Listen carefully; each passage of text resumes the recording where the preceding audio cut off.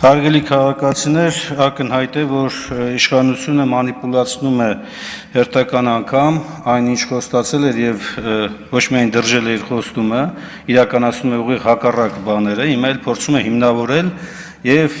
ըստ էության նկարագրել մի այնպիսի իրավիճակ, թե իբր իրենք ոչինչ չեն անում, օրենքով նախատեսված կարգն են պահում եւ այ անպարտաճանաչ քաղաքացիները խաթարում են այս իրավակարգը։ Մինչդեռ ինքնին այս համակարգի փոփոխությունը, երբ ծառայության վճարը փոխարինվում է տեղական վճարով, մի մասն տեղական տուրք, ինչպես ասեց իմ գործընկերը Արման Ղազարյանը, շատ հստակ է։ Հարգելի քաղաքացիներ, համայնքի բնակիչներ, ձեզ զրկում են համայնքի կառավարմանը ուղիղ մասնակցելու սահմանադրությամբ երաշխավորված հնարավորությունից, որտեղ այս հարցերը օրինակ հանրաքվեով չեն կարող քննարկման առարկա լինել։ Երկրորդը, հսկիչների ինստիտուտի ներդրման եւ զննության ու այլ հարցերի հետ կապված ակնհայտ է, որ երբ որ այս ծառայությունից օգտվելու համար չվճարելը դուք դարձնում եք վարչական իրավախախտում, սկսում է ողջ ծավալով գործել վարչական իրավախախտման վերաբերյալ օրենսգրքի դրույթները։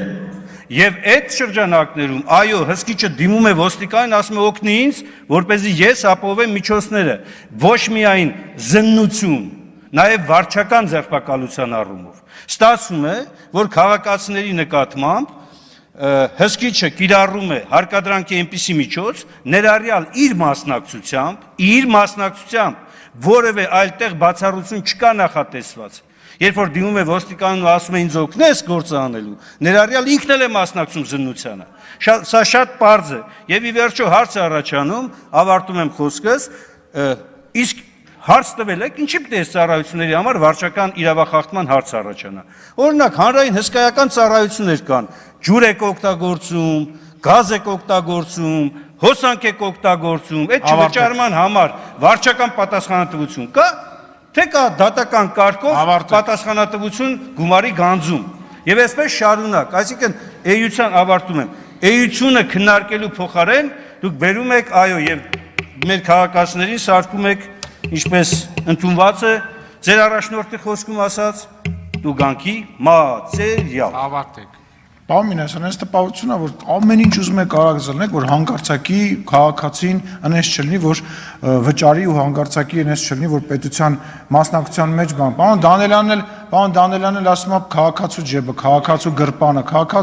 Հայաստանի Հանրապետության բյուջեն է, Երևանցու գրպանը Երևան քաղաքի բյուջեն է։ Այդ տրամաբանությունից դուրս եկեք, իմը քոնը, ես հասկանում եմ ժամանակին, երբ որ վարչապետը դա կարամ իջնեմ ընդեղից խոսամ։ Համարեք իջել եմ ընդեղից եմ, ելույթ եմ ունենում, որպես վարողի լավ նստեք։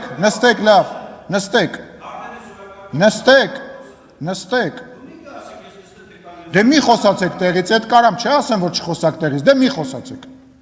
Հաջորդիվ ելույթ կունենա